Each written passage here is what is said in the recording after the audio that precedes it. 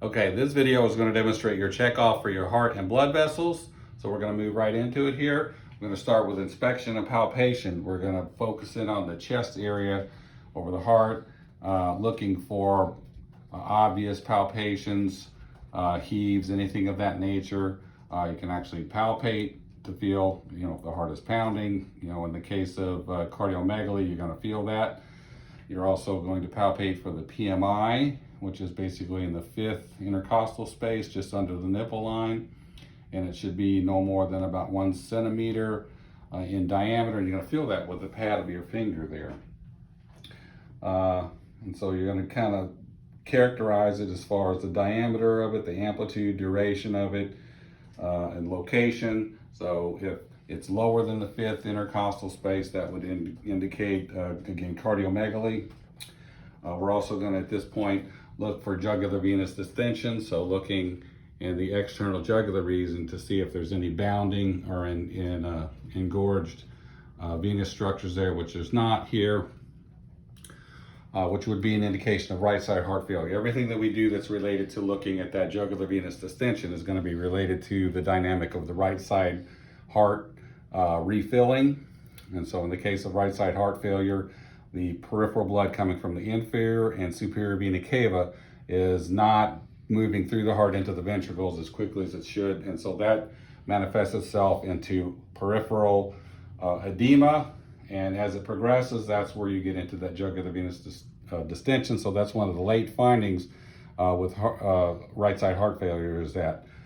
And we'll demonstrate that process here in just a little bit. So we're also going to move on. We're going to check his arterial pulses. We're going to start with the carotids. We're going to do one side at a time. You don't want to compress both carotids at the same time because you would cut the blood supply off to the brain.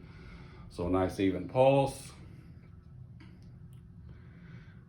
Both sides of the carotid. Then we're going to move to the brachium, and you would check this on both sides, but it's right in the mid aspect of the brachium. And then I'm going to move and feel both of his radial pulses simultaneously just to see that they're symmetric. And also at this point in the physical exam, you're going to get their pulse rate. And so you're going to count that out for 30 seconds, multiply it by 2. And then the second half of that, as we discussed in your chest and lungs check off, we're going to observe his chest wall for the rise and get his respiratory rate without telling him we're doing that, so he doesn't change his normal breathing pattern. So then we're going to move to the peripheral aspects and look for capillary refills. You can see very closely how that flashes and then refills within 2 seconds. There's no clubbing, no cyanosis, no obvious signs of peripheral vascular disease. Hair distribution is symmetric, skin color is good. We're going to move back around over to here now and basically just inspect his extremities, again, for the presence of hair, any muscular atrophy, edema, swelling, pitting, and we're kind of looking in general at both his upper and lower extremities. And again, venous distension, warmth, erythema, and any tenderness along superficial veins. That would be indicative of phlebitis, and that's what we're looking for there. Now we're going to move on to auscultation. While we have him in the sitting position, we're going to move to listen to all 5 of the listening areas. The right second intercostal space is the aortic area. And then we're going to listen to full cycles for each one of these spaces, isolating each heart sound as best you can. And so you can also feel the carotid for that upstroke. That's going to time it with that S1 sound. So you know how to identify your S1 sound. You can then listen to the S2, again, isolating each segment of that heart cycle, and then listening in between those beats for murmurs, rubs, gallops, and those types of things. And so listen very closely in a good, quiet environment for multiple cycles to really identify those. Moving over to the left second intercostal space, that's the pulmonic area. And then the third left intercostal space is the second pulmonic area, or Erb's point. This is a good area to listen for split sounds often. So you'll listen with them breathing, and then you'll have them take a deep breath and hold it. And sometimes that will accentuate a split sound. Moving down to the fourth intercostal space, that's the tricuspid area. And then the fifth intercostal space over here is the mitral area. And again, each one of these areas you're going to listen very closely and listen to multiple cycles. That's how you're going to pick up on subtle murmur sounds, because they're very difficult to hear unless you're listening very close. Okay, but the characteristics, again, you're looking for classifying presence of murmurs, any rhythm disturbances, or anything of that nature is what you're listening for. Now we're going to move on to auscultate for bruits. We've demonstrated this before, but this is the temporal area with the bell. Again, listening for those sounds. Going to the carotid area, we'll have them take a deep breath and hold it and listen very closely. Remember, we talked about if you hear a bruit there, you can breathe. You also want to listen over that right intercostal space, because you could have a murmur that radiates from aortic stenosis. But if there's no murmur here and you hear it here, that's likely to be carotid stenosis. Both sides, again, hold your breath and you can breathe. Then the subclavian area, both sides, again, listening for any bruits there, and we'll listen down when we get him in a supine position for the other ones.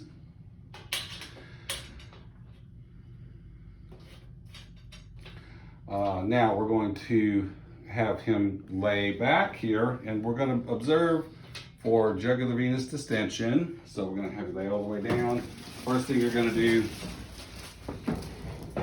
is kind of look in the jugular region again and watch that kind of fill.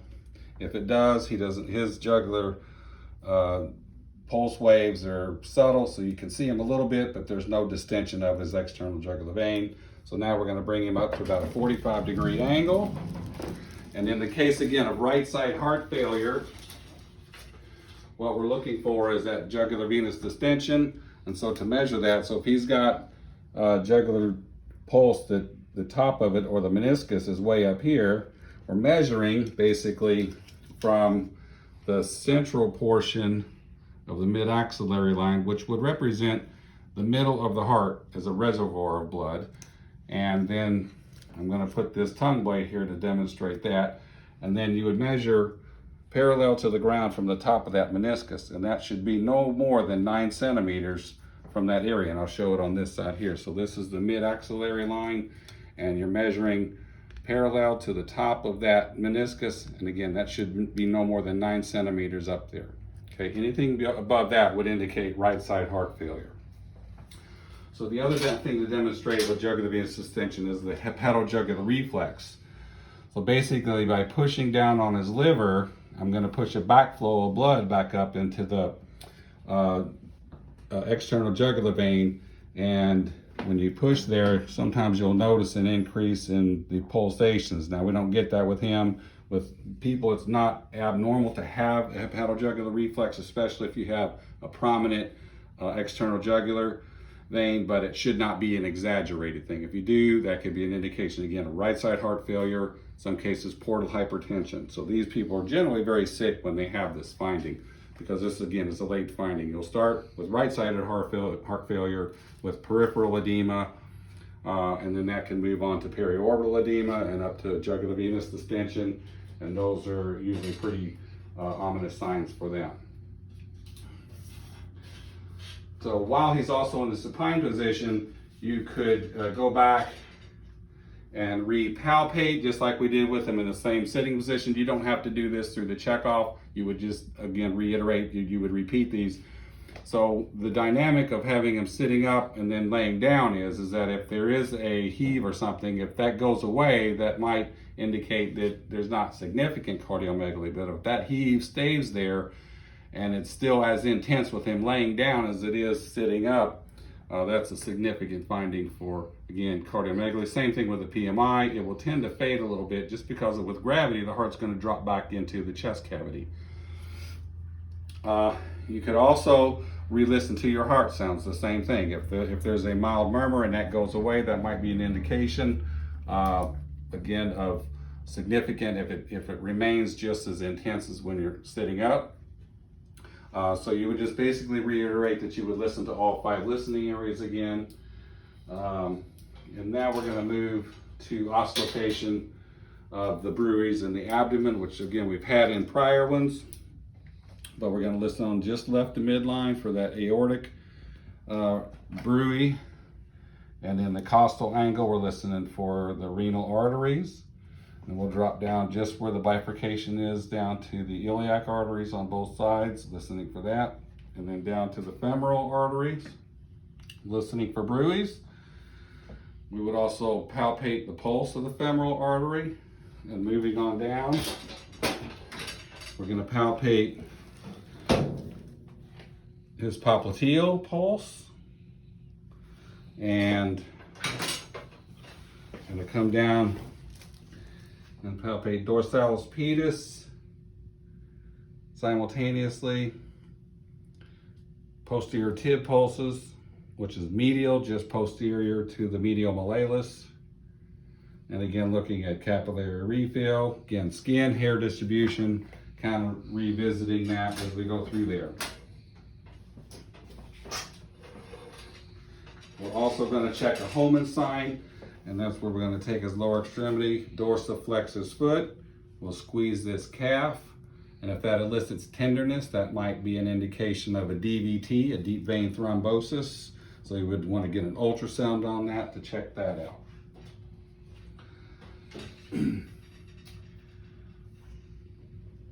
And that concludes your checkoff for your cardiovascular checkoff.